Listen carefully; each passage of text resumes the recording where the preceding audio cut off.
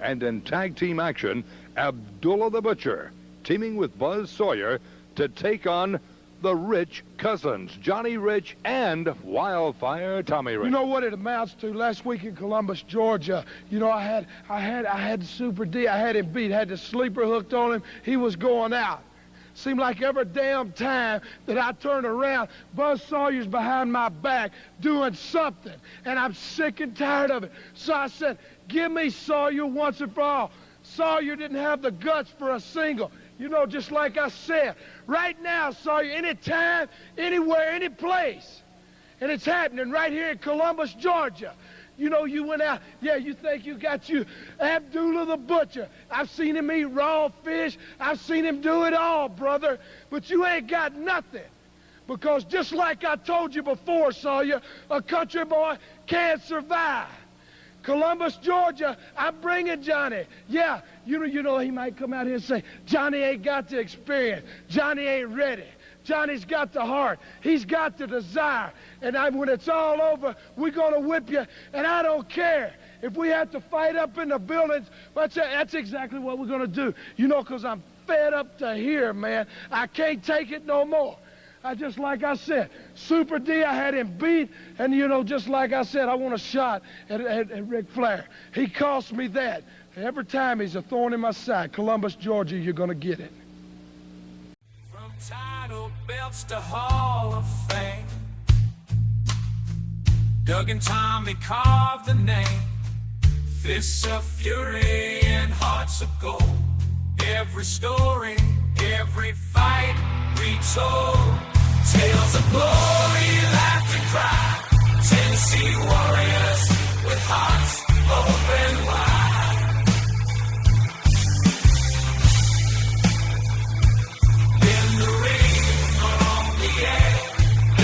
Living without a care. On the mic they roar, on the map they soar. Dangerous conversations, fans wanting more.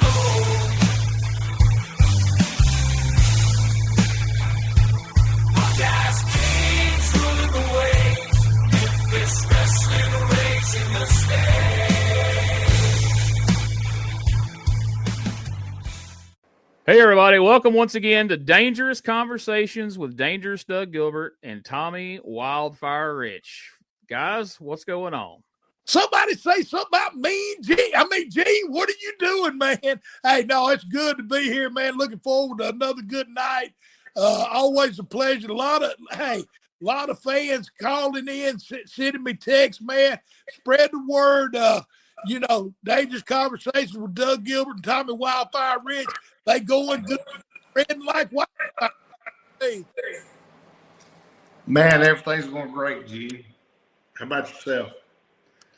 Doing good, man. We got a lot of great feedback off of episode 25 where we talked about your dad, Tommy Gilbert, and his birthday and all the great matches and memories that we talked about on that show. And this week, we've had a lot of people. I posted on social media over the weekend that we're going to be talking about one of the legendary feuds of wrestling right here today. But before we get to that, I feel it's necessary. This is going to drop, you know, like it always does on Thursday night. A lot of people listen to it on Friday.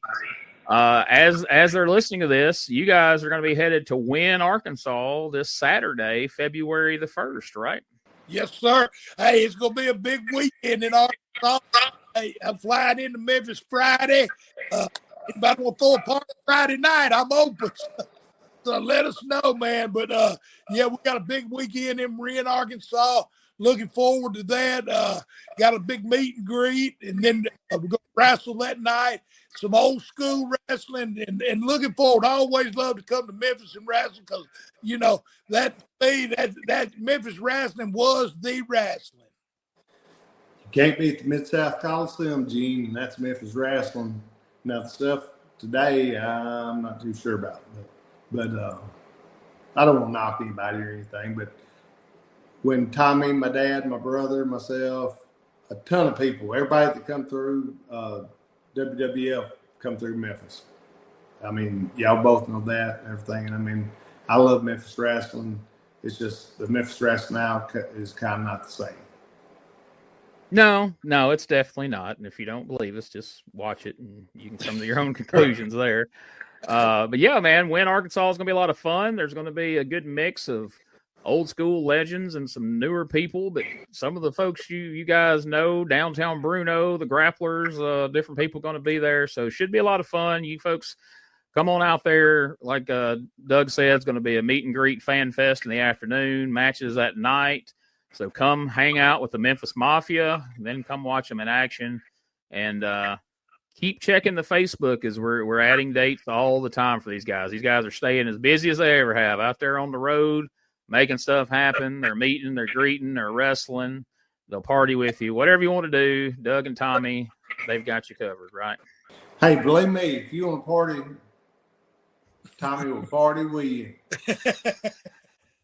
Tommy will party with you. Doug will ride a Peloton next to you, and there you go. Whatever you want to do. So, yeah, check the website for dates, and if you want to bring Doug Gilbert and Tommy Rich to your event, remember it's Doug Gilbert Podcast at Outlook.com, and I'll get you in touch with these guys and get them headed to your event, whatever that might be, real soon. Hey, let's don't forget this coming Saturday night in Red. Well, it'd be Saturday afternoon, won't it, Dougie? Saturday afternoon, do a meet and greet, and then Saturday night we wrestle. So it's Red, Arkansas. It's going to be a big night. It sure is. And, Gene, everybody around there, the old school Memphis wrestling, they'll be proud to see everybody, I'm sure. Hey, and a big shout out to my man, Jamie J, man. He put it all together. Hey, looking forward to it. Like I said, it's going to be a big, not just a big night. It's going to be a big afternoon, a big night, too. So I'm excited about that. Like I said, I'll be in Friday. Looking forward to getting out in Memphis, checking it out. And Jamie J, that's his hometown, right, Tommy? Yes, sir. Ren, yes, sir. Yeah. Jamie J, everybody be happy to see him also. All right. So, guys, one of the famous feuds of the 80s, fans from that that grew up in the 80s, when you ask them what's some of the biggest feuds, of course there's a lot of great feuds in Memphis everybody talks about, but if they're talking about Georgia, the first feud they're going to mention, the most memorable feud of all, Tommy Wildfire Rich against Mad Dog Buzz Sawyer. And we haven't really gotten a chance to get into that here. And so I thought this would be fun to have this show about that. And we've been getting a lot of people messaging, a lot of people commenting and liking it on the social media. So I thought, hey, what a time to talk about it. Tommy, that, everybody talks about the big cage match. And, yeah, that was a big deal. And we're going to get there. But it was a long road to that cage match. That didn't just you guys didn't. It ain't like these days when teams start feuding or guys start feuding, and 4 weeks later we're blowing it off in a cage. Like this started in '82, right? Yeah, it was probably one of the longest feuds in the history of professional wrestling. I think we went around the loop for about 2 years, man, before we ever got to the last Battle of Atlanta. Yeah. So the very first time that as far as looking through records and everything, the first time you and Buzz Sawyer stepped into a ring together was actually a battle royal in 1979 in Columbus, Georgia. That battle royal featured Andre the Giant, Ernie Ladd, Stan Hansen, Bobby Jaggers, just a whole host of big stars. Tony Atlas was in there that you would come very familiar with over the years. Looks like Ricky Fields, Killer Carl Cox, a lot of big names in there, but you and Buzz Sawyer was amongst them. What's your earliest memories of Buzz Sawyer, and how did he strike you as far as just a person before you guys ever tied up in the ring? I don't know if Buzz was a person or not. He was like a damn wild man, to be honest. But I just remember in 1979, God, you talking about Ernie the Cat Ladd, Andre the Giant. Can you imagine being in the ring with just that cast of characters, and Mad Dog Buzz Sawyer? I mean, the first thing I remember him was Ole Anderson. Ole loved Buzz. That they had one of them relationships. Of course, Ole, I always liked him old tough guy. And Buzz was tough, but I just remember Buzz. He's always slobbering and carrying on, and I remember on TV he just killed everybody, and then even he would kill he just beat daylights out of him. One day old, he come to me and he said, and Buzz was getting over, but he was getting over. And I remember only saying, you think you draw money with him? I said, well, and like I said, I'm from that old school, but I knew what them Funks and the Briscoes and the Gilberts and them did. I was at Hollywood. I was a Jackie Fox, in which Jackie was tough, and I ain't saying tough either. But just I seen Buzz killing them people, and you give your body to somebody, it's one thing to get in there and know you're going to fight somebody, but you give somebody your body, you expect them to take care of you. And that's pretty much was my deal. I said, well, he'll work with me, take care of me. I think we can draw money. I said, but if he gets in there and beats the daylight out of me like he does some other guys, I said, nope, I can't draw no money with him. And so me and Buzz, we sat down and had a talk, and one thing led to another. And of course, he beat the shit out of me pretty much all the time. But it was still, but I seen him just hurt people. But he was rugged like that old school wrestling, and he come from a wrestling background, and it was just always solid, But he always, he'd see Harley Race do a suplex on the floor. Well, he tried out on me. Needless to say, I said okay, but a couple of times, because I knew he was going to do it if I said yay or nay anyway. So he did it a couple of times, and he hurt me, and I'd shy away from that stuff. But as long as you let him do something every now and then he thought was really cool, he was all right with me, And he was just a cool guy, right, Tommy? I mean, yeah, he was. But he always took care of me. I mean, too many people gonna tell you he was a cool guy, but he was cool. I don't hear a lot of that. Yeah. Well, I mean, I'm talking about. I laugh like, what about him walking around the airport with his shorts and? Oh, I've seen. Hey, him. We was in Saginaw, Michigan one time, and him and Ivan Koloff, and I don't remember who else was with him. There about 4 of them in the car. Well, Buzz had picked him up, a young lady in Saginaw, and it was going almost knee deep probably on the roads. And anyway, Buzz picked this girl up. Well, anyway, he didn't know she's underage, I don't guess. But anyway, they coming back, and all of a sudden the helicopter shining the light, and what happened? The girl's sister had told him that Buzz kidnapped her, but she went on her own free will. But anyway, they had police cars on the road. I'm talking snow was on the road and stuff.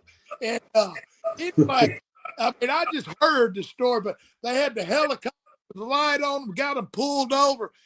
But what made me think about it is Dougie talking about him in the store. He had shorts, flip-flops on, and a cut-off sleeve T-shirt, and it probably, 5 below zero, whatever it was. And then police all got out of the car, made them lay on that ice and stuff.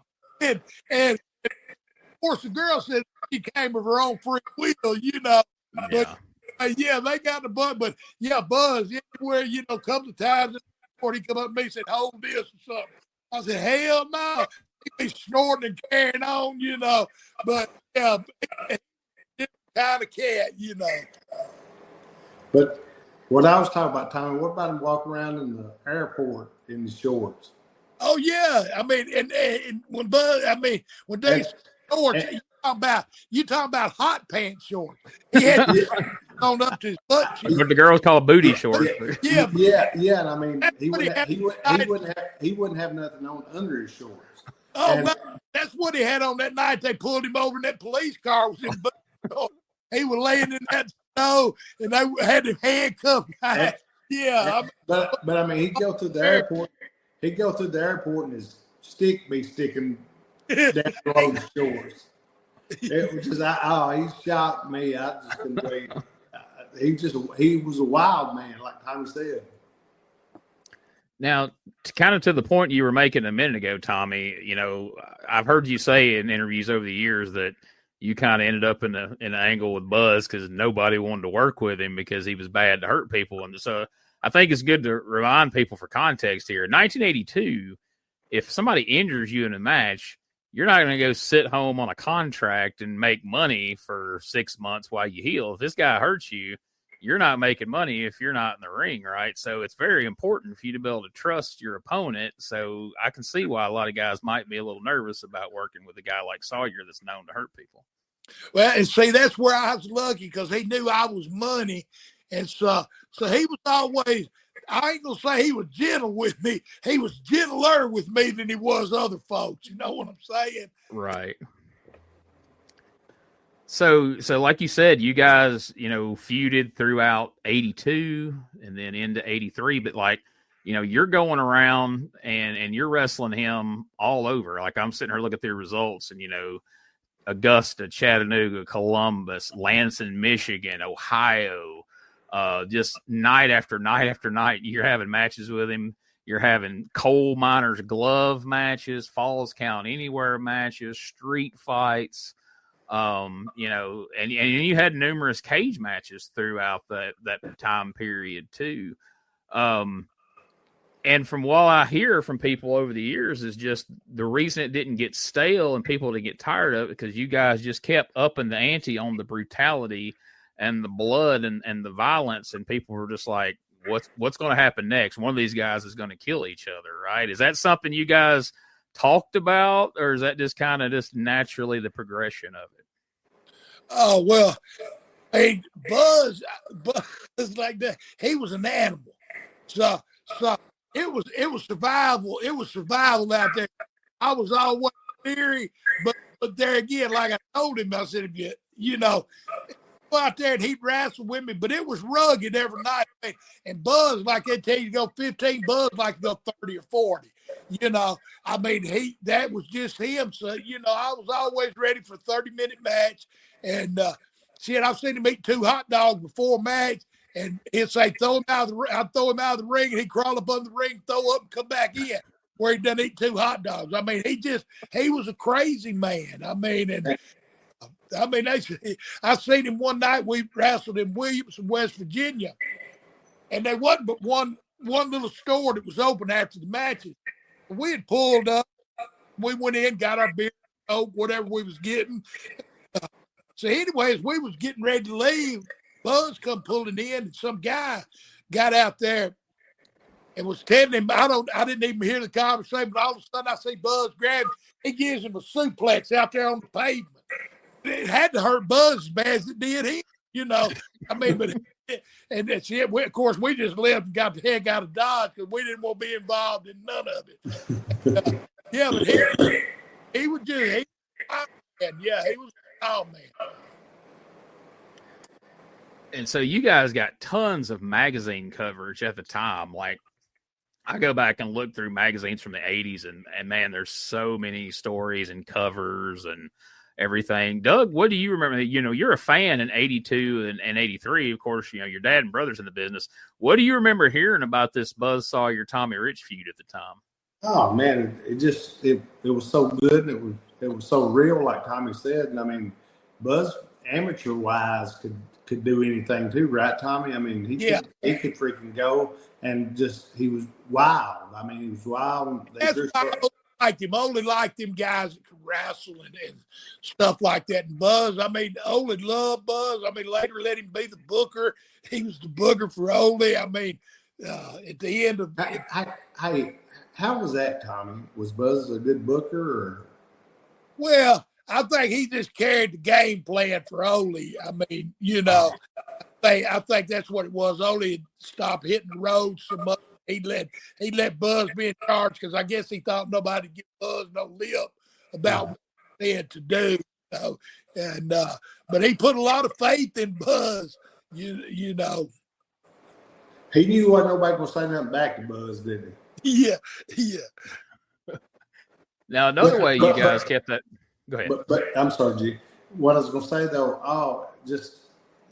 you'd watch Superstation and everything and see all the angles and everything was so great with Tommy and Buzz and everything. I mean, it was drawing so much money. I mean, the Omni, how many times, Tommy, you even know how many times you and Buzz sold the Omni out?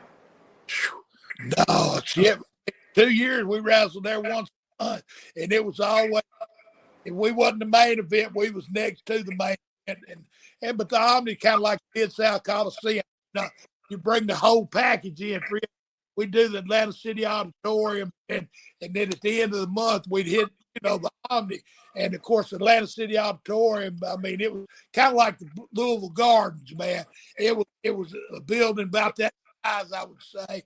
Maybe a little bit bigger, but then we do the thing, and they bring Big Dusty in, and, of course, Ernie the Cat Lad and Andre. Everybody wanted to be on 17, and I was so blessed, to be there.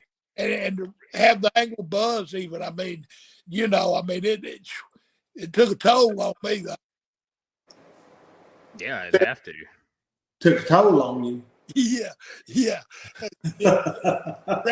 I mean, you're wrestling him six nights a week at least. I mean, and he wasn't killing me, but it was a fight every night. It was like being in Japan, wasn't it? Yeah. Oh, yeah. Yeah.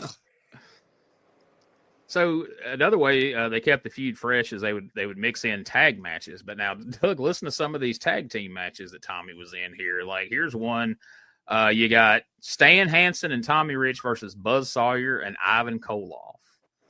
And then you've got Tommy and Paul Orndorff against Buzz Sawyer and Ivan Koloff. Then you got Texas Tornado Death Match, Buzz Sawyer and Ole Anderson against Butch Reed and Tommy Rich. Well, and all of those were being great matches, but I guarantee you Tommy was glad there was tag matches. Yeah. And that's what kind of kept it fresh too, though. And that was a good thing about me in Atlanta too. I got to have a run in a single and then go into a tag match. And that's what kept me fresh too, was the different faces. And that's what really kept that angle fresh, because of the different, we'd run a 6-week deal with a tag match and then go back to the singles. Like you said, hell, we had them from street fight to cage matches, And that was all great talent. And, I mean, it was good booking also.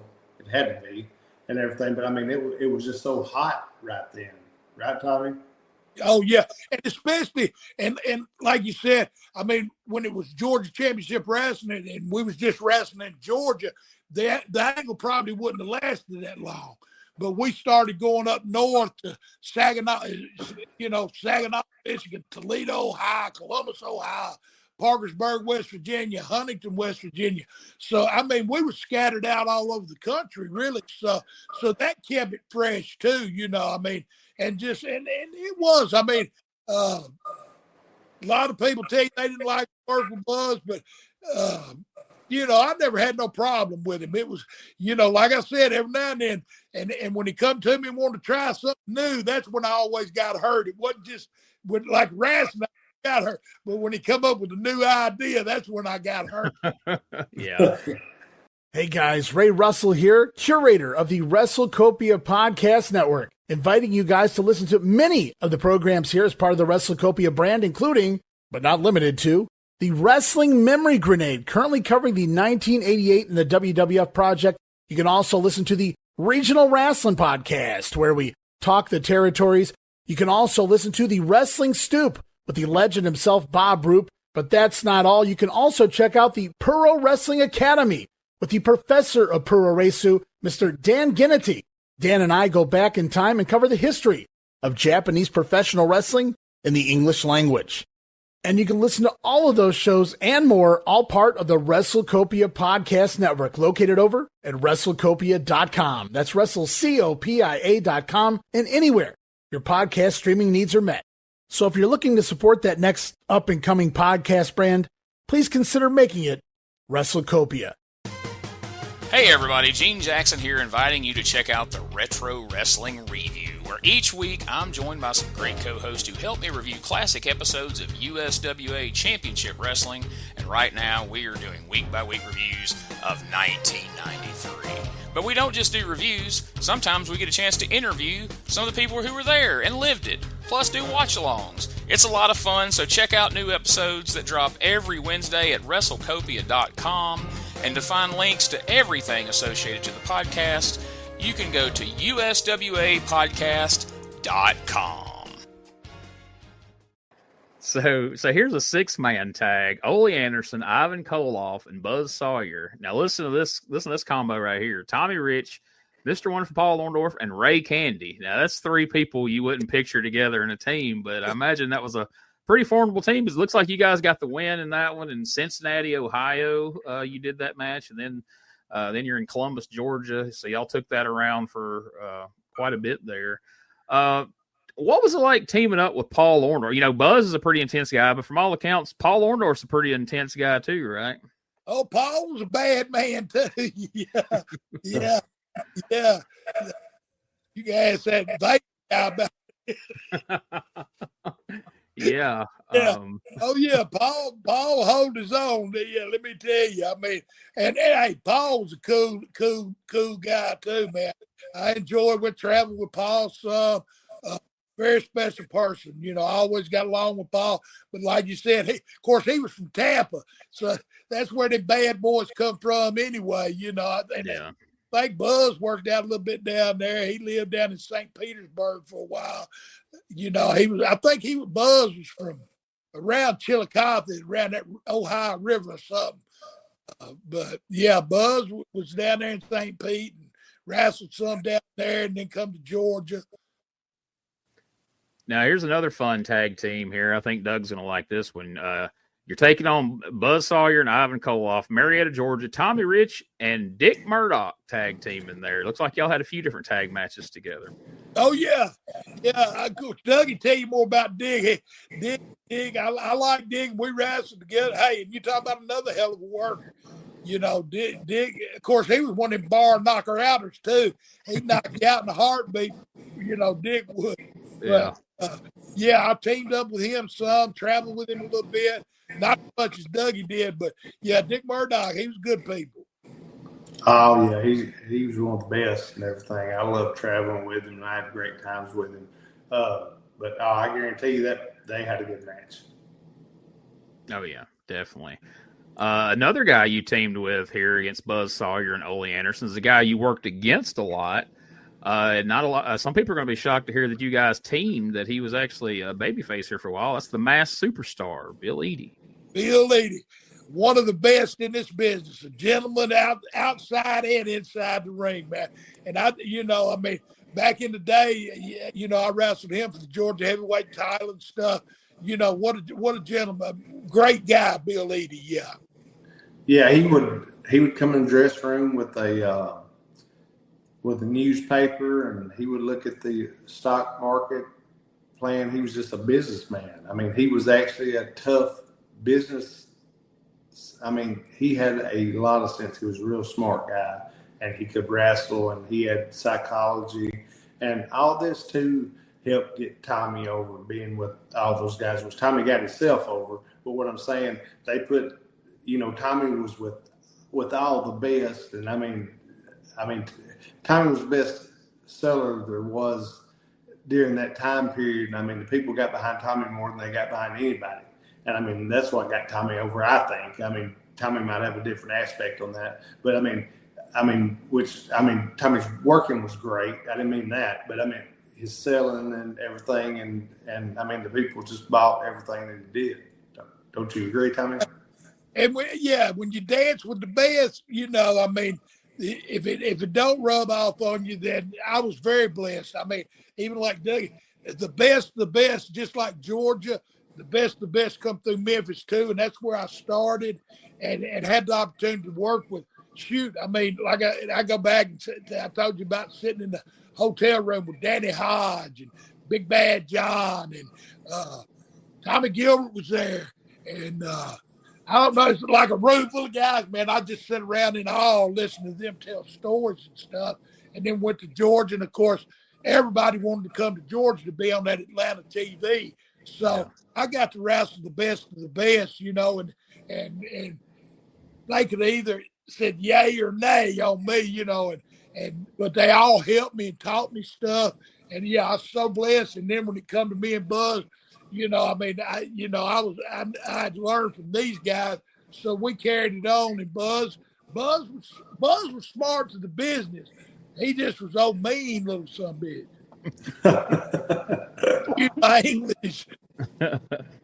So y'all touched on something I've been wanting to talk about on this show for a little while now, and I'm interested to hear your opinion on this. I kind of know what it's going to be, but you talked about the importance of Tommy selling, and that's what helped make him a babyface superstar. And that's so true. I mean, Jerry Lawler got over as a babyface selling. Ricky Morton, perhaps more famously than anybody, got the Rock and Roll Express over selling. Jerry Jarrett, was, sympathy is how he got over, and not dying in the ring. Well, that's see, like when I went to Georgia, I was on cornbread boy. Most of them guys were big and built up, and most of the guys, and so when I come into Georgia, I was like the first of that type, as far as little guys selling, and of course the big, Bill Eadie and them guys, Kim Matera, Olympic champion, I wrestled him for the Georgia heavyweight title, and they just took and put me under their arm and showed me stuff. Kim Matera could tie me up in 22 knots, but he took because he seen business because I sold, and it was something that, that they hadn't seen there. Like in Georgia, like you said, Jerry Jarrett. There's always been guys that sold in Tennessee because that's the business. Like up north in New York, they, it's all big guys versus big guys there. And when I went to Georgia, I was the smallest guy there probably that was drawing money. And but it was just a great opportunity for me, and so blessed that all them guys took an interest in me and helped me.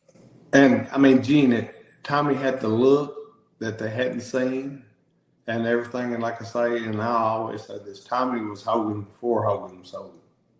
And anybody can disagree if they want to, but no, that's true. I totally agree. And you know what people miss, I think, that they don't understand? And I think Hogan watched guys like Tommy, probably Tommy specifically. Hogan, it was big guys, Hogan, a big guy wrestling other big guys. Hogan spent most of his match selling for those big guys, and then he made the big comeback. But the match got over on him spending the whole time selling and getting beat down and then thinking he can't come back. Then he hulked up. But I've been arguing with people for years, and a lot of people get mad at me for saying this. And they're like, who drew more money than anybody? And, of course, he did. But Stone Cold Steve Austin, while, yes, he sold more tickets and merch than anybody on earth and all that stuff, I have contended for years that he ruined baby faces in wrestling because people who grew up on Steve Austin, I heard them getting in the business, and they didn't want to sell for anybody. They want to always be the badass and come in and clean house and like, oh, it would be bad for my character if I sell or if I look weak. And I don't think people understood what exactly he was doing and how the business had always worked. You guys being in wrestling, did you guys experience that where there come a time where all of a sudden baby faces don't want to sell? They always want to look like the world beater, like Steve Austin? Well, here's the thing, Gene. I think, everything evolves, and I think Steve was great, but, you didn't have guys that followed in footsteps like you said, Tommy and Ricky selling and everything, and that just – when they saw guys like Steve Austin get over and everything, they want to be I'd laugh when the guy says a tweener. I can be a heel and a baby face. And everything. And I ain't got to sell. And I think, yeah, right, buddy, get over it and everything. But that's what changed, in my opinion. What do you think, Tommy? Yeah, and I remember Steve when he was in Georgia. He come in there and had a little haircut and stuff, and but he sold his ass off, and of course when he went up there, it was a different horse too. It was a different world up north, than it was here. Because up north, you watching big guys, they beat the daylights out of each other, and if you got them to stagger, that it was just a difference in the business. And I think, like Doug said, I think you had to adjust to that. Because like I said, I seen Steve, he'd sell his ass off. in Georgia. I mean, and that's the way he learned. And I just think when you went up there, in which that's when Vince, of course, went WWE, the big show and everything, and it was changing with the times, And I mean, like, Steve would come from Dallas to USWA here with us and everything. And I mean, but he was always a heel. And I mean, he sold his butt off, as a heel. And I mean, he was a great worker here before he went to WCW. Oh, yeah. I mean, Steve Austin's a great worker. Don't get me wrong. I'm not saying he didn't know how to sell and he didn't learn the right way. But you had these guys who were just watching Monday Night Raw where he's out there stunning everybody. Because even on pay-per-views and matches, Steve Austin sold when it was time to sell. But these guys would watch Monday Night Raw on Monday night, and they'd see him stunning everybody and nobody really getting the best of him. And then they want to come to Corinth, Mississippi on Friday night and do the same thing. And it's like, dude, you're not – this isn't the same thing. What you're doing in Mississippi wrestling is not what they're doing on television on Monday night. It's two different. Yeah, that's where you try to get me started up to say something on Memphis TV, wasn't it? Oh, somebody did. I don't know if it was me, but I was in the room. That's for sure. That's for sure. But that's another podcast for another day. So tag team matches. Again, you had some really, really good partners along the way, and as we're into 83 now, we got Texas Death matches. We've got Texas Tornado matches. Tennessee Street Fight, which I assume was in your favor, Tommy. You're making Buzz wrestle the Tennessee Street Fight because you're the Tennessee boy, right? Well, we just called it that. It was a street fight for me every fucking night. Street fight with Buzz every night. But I mean, but that was just them creating. I mean, just a different match. I mean, we did bunkhouse matches. We did anything they could come up with for a different name. That's what we did. Yeah. Y'all did Georgia Street Fights, didn't you, Tommy? Yeah. According to what town we was in, it'd be a Georgia Street Fight, a Columbus, Ohio Street Fight.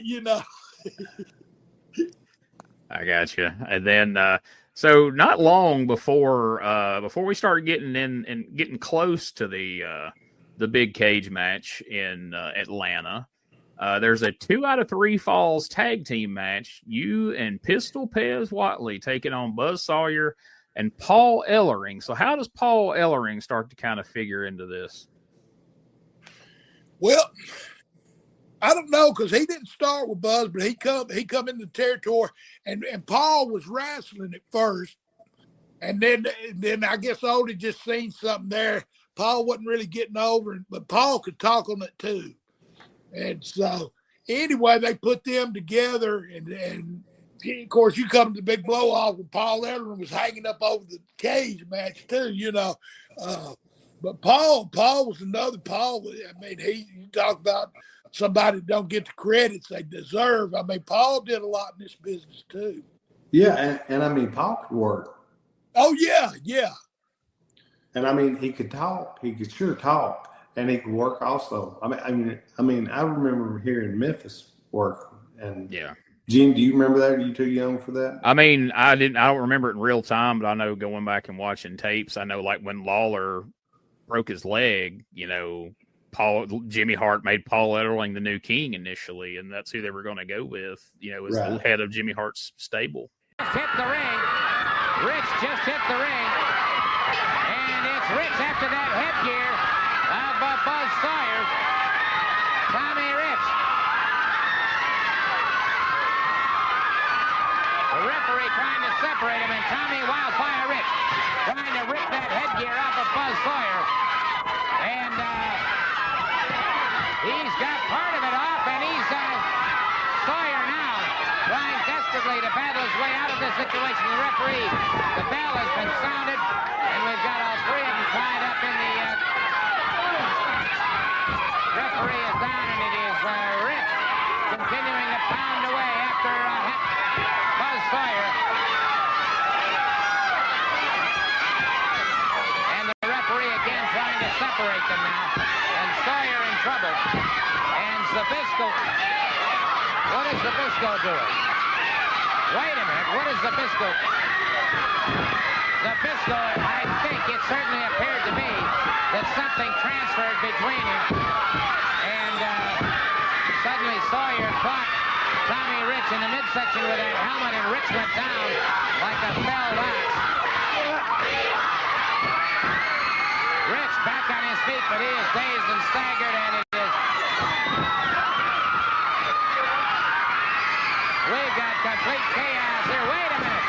The superstar just threw Tommy Rich a belt, and Tommy Rich is using that belt. Zbyszko caught, and it's a superstar catching Buzz Sawyer, putting him back in the ring. And man, oh man, oh man. And Sawyer is taking a beating now, and every time he tries to get up, that superstar rolls him back in. And Ole Anderson there trying to... Buzz Sawyer finally makes an escape. Buzz Sawyer finally makes an escape. But Tommy Wildfire Rich put the strap to him. He put the strap to him. And the superstar, he has certainly proven himself. Here's a man who has been embedded in a sea of controversy for some time. But in my opinion right now, the superstar has definitely proven his worth and proven himself here on World Championship Wrestling. Tuesday in Douglasville, Georgia. Next Wednesday. I don't in mean to Columbus, interrupt Georgia. you, but I tell you what, I never thought that I'd see this man here come out and help Tommy Rich. But I want to thank him right now. Nationwide TV. You don't have to thank me. We're going to take care of some business. I'm sick and tired of individuals like Buzz Sawyer, Zbyszko, Ole Anderson. If we have to chase you up north, out west, or down south, we're going to strap you like you should have been strapped years ago. I'm 110% behind him, behind Stan Hansen. It doesn't matter. Every time I get in that ring, You know the against Buzz Sawyer, it doesn't matter where it's at. You're going to get... On the 20th. So before you get to the last Battle of Atlanta, another one, you named off a whole plethora of gimmick matches you guys had, but one of the matches you guys had, and obviously you're going to have one, he's Mad Dog Buzz Sawyer, is a dog collar match. And I know famously Roddy Piper and Greg Valentine have both said dog collar match, they had to Starrcade, one of the most brutal matches they've ever had in their lives. And, you know, Piper had, you know, hearing loss in his ears and all this. How brutal was the dog collar match with Buzz Sawyer? What no more brutal than wrestling him every night. Just couldn't get away from him. Yeah. Well, I mean, Buzz took it. Of course, he clocked me with that chain a couple of times. You know, I mean, it ain't like the chains they use today when they have them matches. They kind of them like aluminum or light link chains. You know what I'm saying? Yeah. Then back then they used them old long chains or you pull a car with. So Oh my God. even if you barely got hit, that damn chain hurt. You know, so yeah, but like I said, Buzz always took care of me, and of course I probably hit him as hard as he hit me sometimes, especially in the gimmick match. So it was, you know, but Buzz, I mean, overall, I mean, you figure going around with him 2 years and I didn't blow a knee out or I didn't have a neck injury or what. No, I didn't get hurt really bad. He hurt me a couple of times. I remember one time we was in Chattanooga. That's when he wanted to, had seen Harley do that suplex on the floor. And back then we didn't have no rubber mats on the floor. So Right. and I told him I had some hurt ribs even at the time. I think that he had done hurt. But anyway, he gave me a suplex on the floor. I told him no more. You know, I mean, but he was good. But he just always wanted to try something different. So coming up October the 23rd is when we get to the last Battle of Atlanta. Now, before we get there to actually talk about that, I want to kind of back up a little bit. So WWF over the years, you know, they had their Hell in a Cell, which was a steel cage with a roof on the top. And people thought, oh, man, that's crazy. That's you know, where would they come up with something like that? Well, they came up with something like that because that is what you and Buzz Sawyer competed in this last Battle of Atlanta. It was not just a steel cage match, but it was a steel cage with a roof on top to ensure that it contained you guys because we're going to try to end this feud. You could see pictures of it in magazines, but for years and years and years, there was no footage of it anywhere. Nobody had ever seen, you know, any footage of it. And I remember when I got into tape trading as a fan, That was like the holy grail. Like everybody was always trying to find footage of the last Battle of Atlanta. And that's how people would rip people off and steal people's money. You'd have these guys pop up and be like, my friend knew Paul Ellering's cousin, and he got me a tape of it, and I have it right here, and I'll sell it for $100. And inevitably, somebody would offer them $100, and of course, they'd get it, and it'd be something else, you know. But everybody was always trying to find that tape, and finally, it was decided that it doesn't exist. There's just not a tape of it out there. And then in 2016, some guy who's scouring through all of the footage that they got when WWE had bought the tape library from WCW finds this tape, and they announced that they're going to put this on the WWE network. What do you remember, before we actually talk about the actual match, do you remember when someone first told you, Tommy, they have found footage of this famous cage match that you've been getting asked about, I'm sure, almost every day of your life since 1983. You've had to probably talk about it a lot.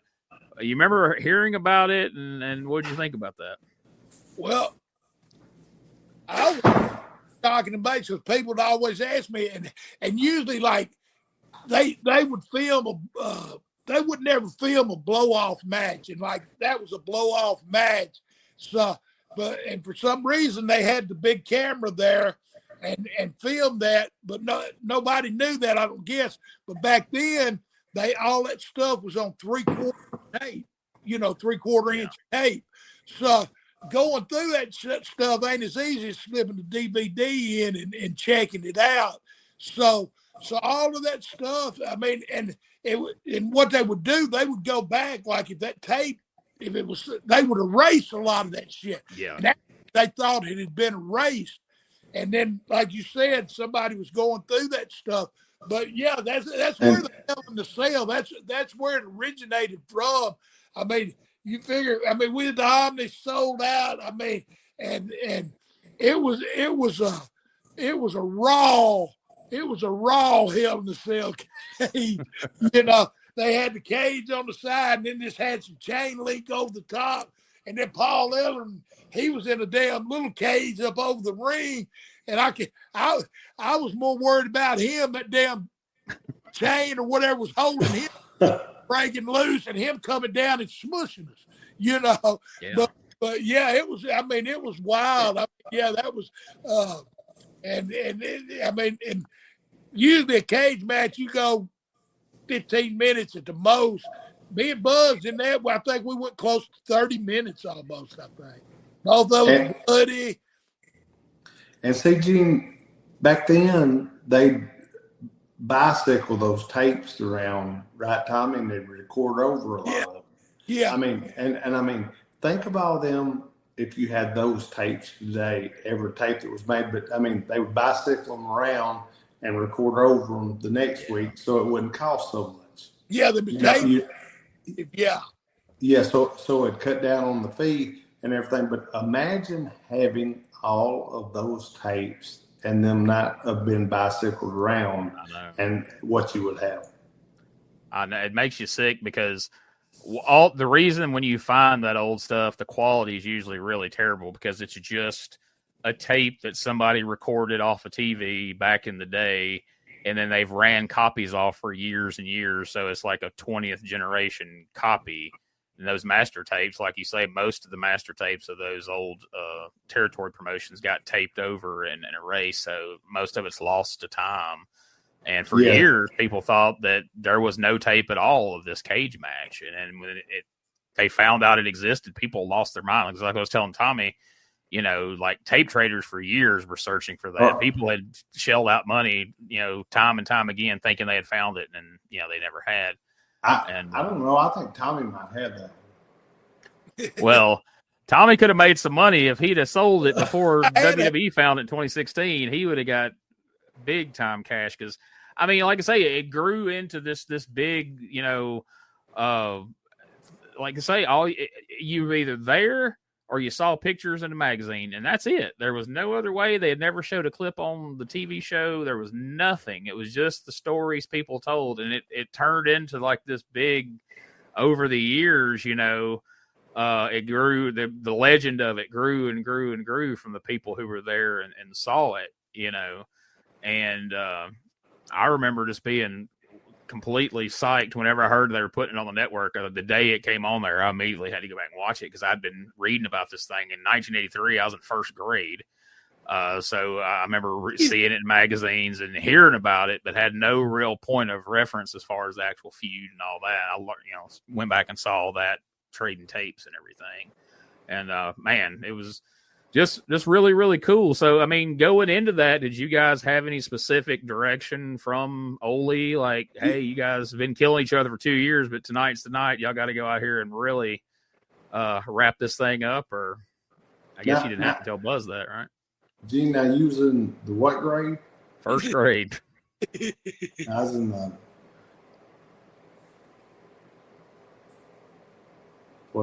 eighth grade? Probably, yeah. That sounds about right, based on our age difference. Damn, y'all must be talking about my daddy in that cage. I kindergarten. Tommy was 8 years old in the cage match with Buzz Sawyer. That's why it was so rough on him. That's it. That'd be child abuse, wouldn't it? Yeah.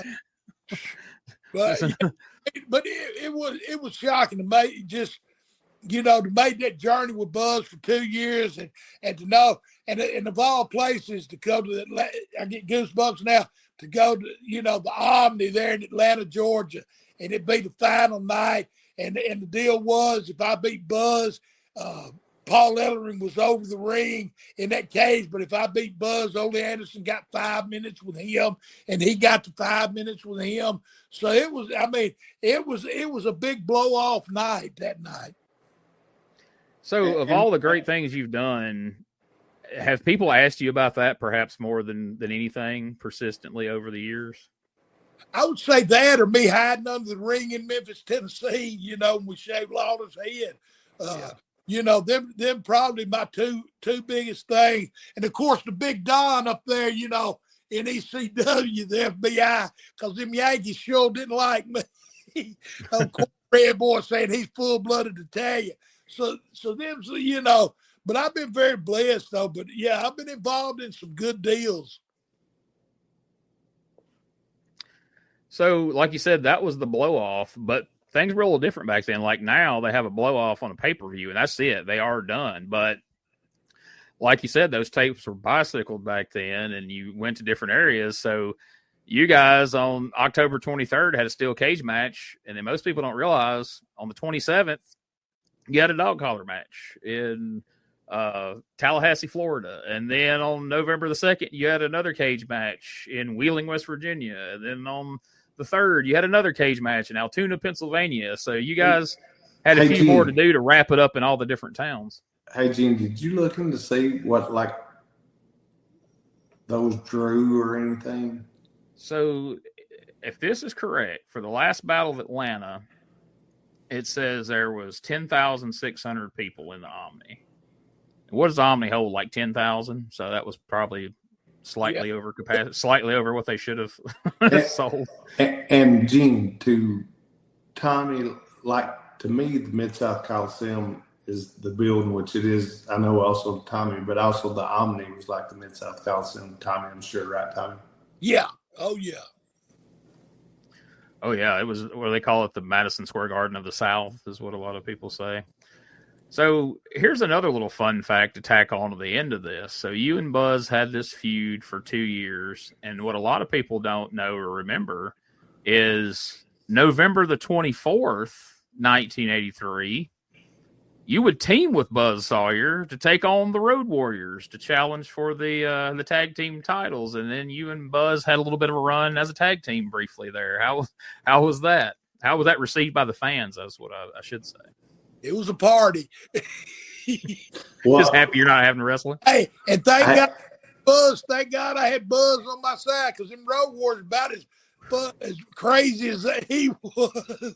They like to beat you up a little bit too, you know. So I had somebody to give as good as we get, you know. So that was a good one, though. That would have been a good match. Yeah. I was fixing to say, I bet Tommy was glad Buzz was on his team. No joke. No joke. And you guys beat the Road Warriors, which was a rare feat in 1983. wasn't a lot of people beating the Road Warriors. So, you guys had this big feud. You blew it off there in the cage, and they were kind of the angle. You could kind of see they were kind of working towards maybe turning Buzz, and then it happened after the cage match. They revealed that Brett Sawyer was his brother, and the Road Warriors had injured him, and he didn't have a tag team partner. So his old nemesis, Tommy Rich, stepped in, and you guys beat the Road Warriors. And it wouldn't be long after that before the mysterious Mr. R would be showing up. But that's another podcast for another day, right? And Gene, did the Road Warriors stay for a while after that, or did they go somewhere else? They were in and out. They traveled everywhere anyway. Yeah. But, I mean, did they stay in Georgia? They came back. They wrestled them again the following month there at the Omni. It was a rematch with Buzz and Tommy, and then they had eventually we get to Brett Sawyer, Buzz Sawyer, and Mr. R against Animal Hawk and Paul Ellering in a 6-man tag. What was the attendance on that? Let's just see here. That one, 11,000. So they crammed a few more people in there. 400 more. So that's a pretty big statement there. But now that was on Thanksgiving. That was the Thanksgiving event that year. The Omni Christmas, Thanksgiving. That was they would pack it, jam it out as many. They'd be hanging off the rafters. On the holidays. Back then, that's when. But every territory did that. They would do first. It was Thanksgiving night and Christmas night. Then it went to Thanksgiving Day, and as soon as you ate your turkey and stuff, you go do a Thanksgiving Day show, and then you go somewhere and do a Thanksgiving night show, and the same for Christmas. I mean, they would get all they could out of you. Hey, is that where Ricky got that hanging off the rafters? maybe that's where I got it. Because they were hanging off the rafters everywhere the Rock and Roll Express went, buddy. No matter how big or how small the venue. Still to today. Well, there it is, folks. That is the famous blood feud between Tommy Rich and Buzz Sawyer. And also, you mentioned this, Gene. I think me and Tommy have been a former podcast, but Tommy worked with Buzz. Tommy, what was it that Bert carried you and Buzz? Y'all drew a bunch of money? Oh, South Dakota, yeah. We went up there. And that's another thing, Bert. I mean, people like Bert, like me and Doug, like, he got us out of jail up in Sistersville, West Virginia. Or he was a part of getting us out anyway. They took all our money, but we got out of jail. And but yeah, Bert, he didn't just run in Tennessee. He would run different areas, and we went to South Dakota, and of course Buzz robbed him, but up there though, and he did 2 different shows, and they both did I ain't positive, but they both did I think one did 15 grand and one did 18. I mean, Bert ran big shows too. I mean, Bert knew what he was doing, and he loved. I mean, and Buzz. I mean, Buzz drawed money. I mean, and two. I mean, Buzz and Tommy together. That was money anywhere. Oh yeah. And old school promoting. Well, Bert was certainly that, man. He would go into town, and I think we mentioned that on here before. Bert could go into any town anywhere in the country and have a show up and run and have TV and everything within 2 or 3 weeks. He knew how to do it. And see, it's a shame these guys these days don't know how to do that. No, that's a lost art. I mean, you've got posters, you've got radio, you've got newspaper. I mean, just old school promoting. I mean, Bert would do. We get off the subject, but Bert would do all of that. I mean, now then, today, these independents, their biggest rely is on Facebook, and which I think Facebook's good, but that's just gravy. You got to go out like Doug. and put them posters out, get them radios, and you got to do that footwork if you're gonna run like local towns and stuff like that. And when you do that, I think they do good business. Yeah, traditionally they always have go in, get with the businesses in town, set up, them selling tickets and sponsoring. And the guy that I started out with, he was old school, and he would send me and Chris Kilgore into towns, and we'd go and do all the things you just described there. Gene, who was the guy you started out with? Sammy Hall. I love those Sammy. He's a good guy. Yeah, he was. And like I said, he had done it back in the day, like you're talking about, and that's how you did things. That's how he taught us. Hey, he took care of me all the time. I mean, he was really good to me. He was a good guy. And I bought 3 or 4 rings from him. Yeah, he could build a ring, man. They were some good bumping rings. People love those things. They come from all over. Eddie Marlin got one of them rings from Dougie. Or no, Eddie Marlin sold Dougie a ring. Dougie didn't give him all. What was that deal? Yeah, I bought a ring from Eddie Marlin, and then he called me back and told me I owed him $500 more for it. And I thought, all the shows you screwed us out of money on, I ain't giving you $500 more. Call it even. And he was my dad's partner for 10 years. Yeah. That's funny. That was a funny story. Yeah.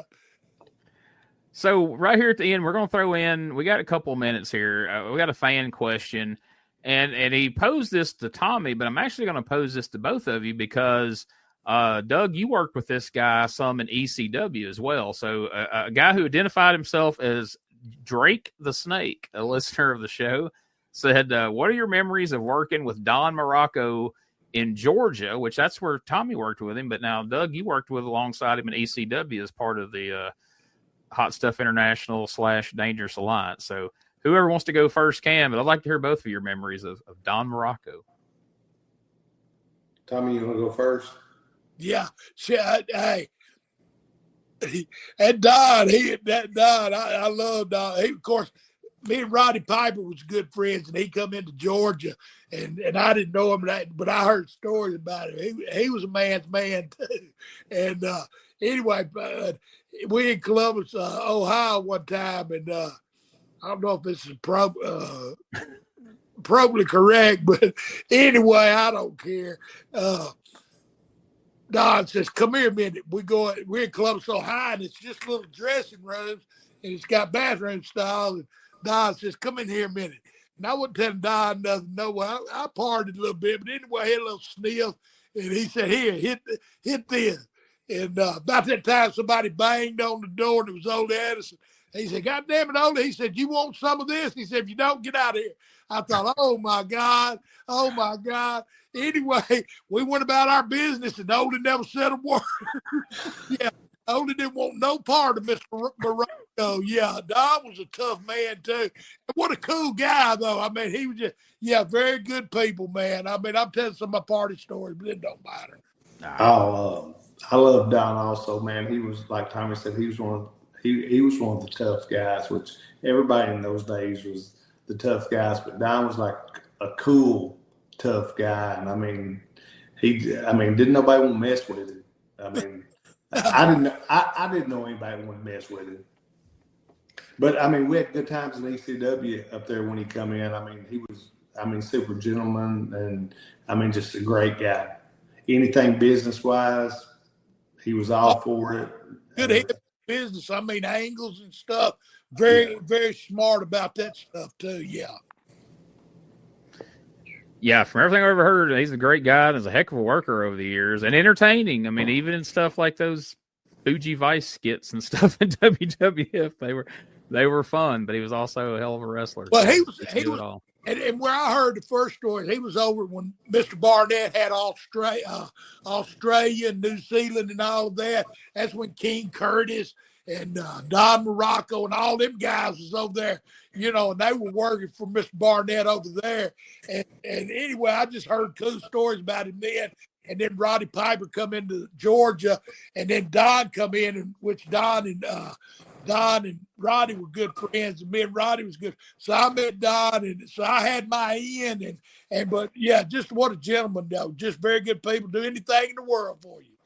Yeah, and like Tommy said, he was so smart business wise. I mean, he could come up with anything. Also, I mean, angle wise and everything, and help out with. I mean, and that was a cool thing in ECW. Like my brother would tell him what he wanted and everything, and he'd say, "Is there anything that you think would make this better?" And if there was anything, he would tell Eddie. If there wasn't, he'd say, "Yeah, that sounds good to me." But I mean, he was just a gentleman, but I mean, he was a tough gentleman. And see, and that's another story for another time too. But that's the way. And Dougie's mentioned this before too. That's the way the business used to be. I mean, the booker might have an angle, but if you had an idea and it was good, they was open to listen to it. They love fresh ideas, I mean, and like Don, and of course Eddie was a brain in this business anyway. But Dougie and me, now today, they're one direction. Whatever they say goes. It don't matter if what you say is better or worse. It don't matter. Yeah. You're gonna do what they say do, and we had that door to. We could improve a little bit, or if they better, then they would. They're open to listen.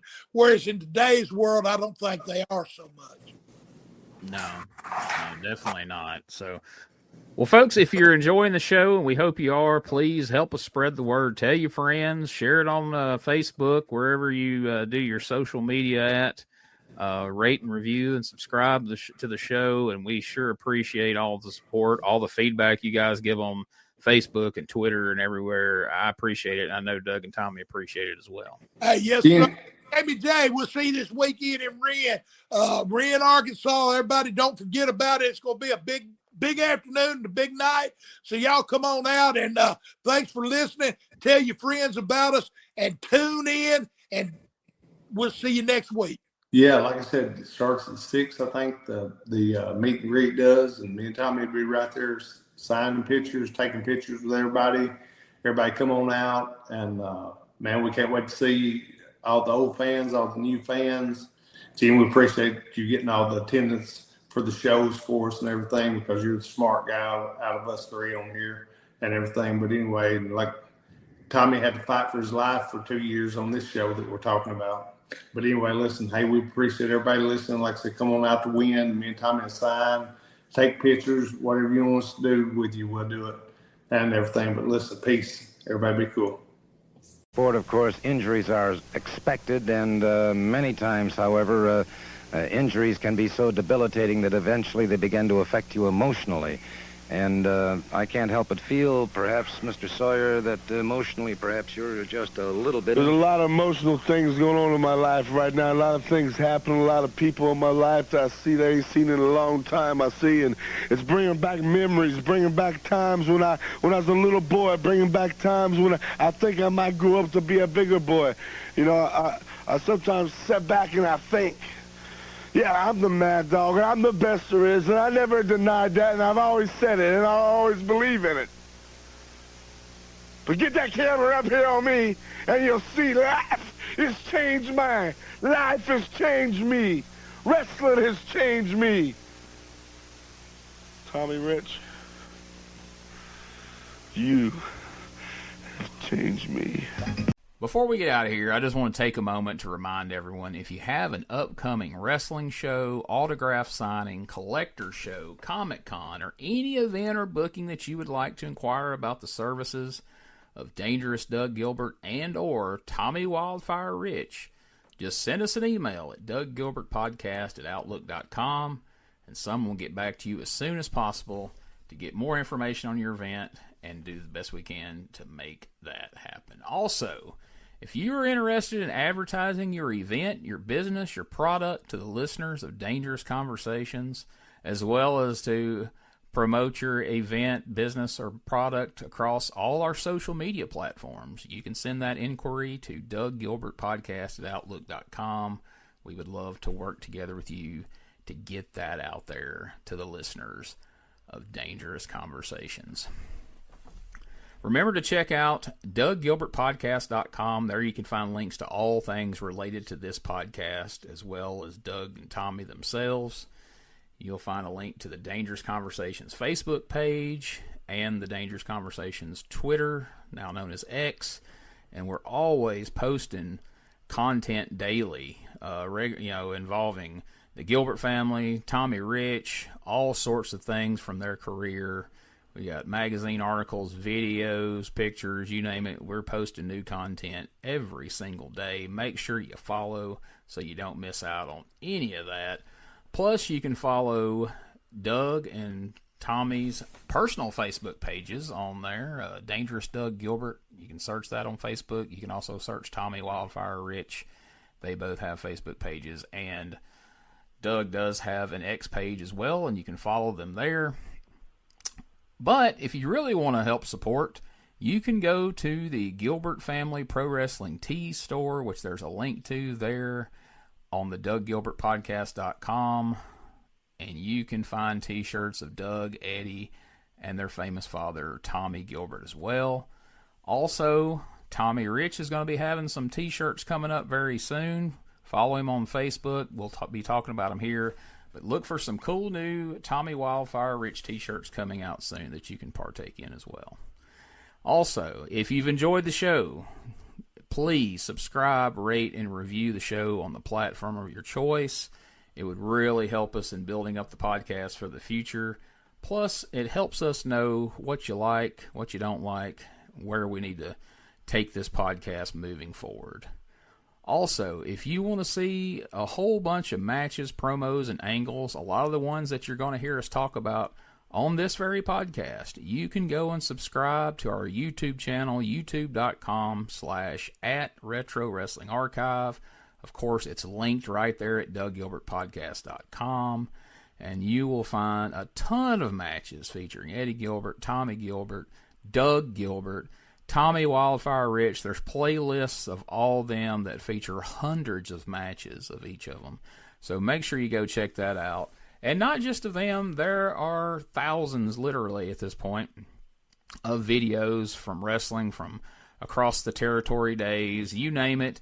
If we don't have the video uploaded to our channel, we at least have organized you a playlist of just about every territory, every show that's out there. You can find it in one convenient location there on YouTube at the Retro Wrestling Archive.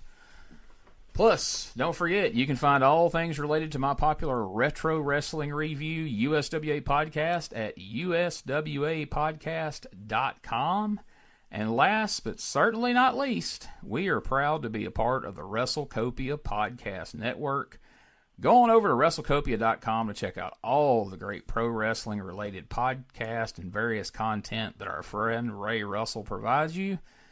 You'll be glad you did. So thanks for listening, and we'll catch you next week for another episode of Dangerous Conversations with Dangerous Doug Gilbert and Tommy Wildfire Rich. In the heart of Tennessee, born with pride, Doug and Tommy taking rings in stride. Memphis legends never backing down, wrestling warriors, they wear the crown. USWA, glory in their veins, fighting legends breaking chains. In the squared circle they made their name. Podcast champions, it's their claim to fame. On the mic they rode, on the map they sold. Dangerous conversations, fans want to know. Podcast kings ruling the waves. Memphis wrestling raising the stage. From title belts to Hall of Fame, Doug and Tommy carved the name. Fists of fury and hearts of gold. Every story, every fight retold. Tales of glory, laughter,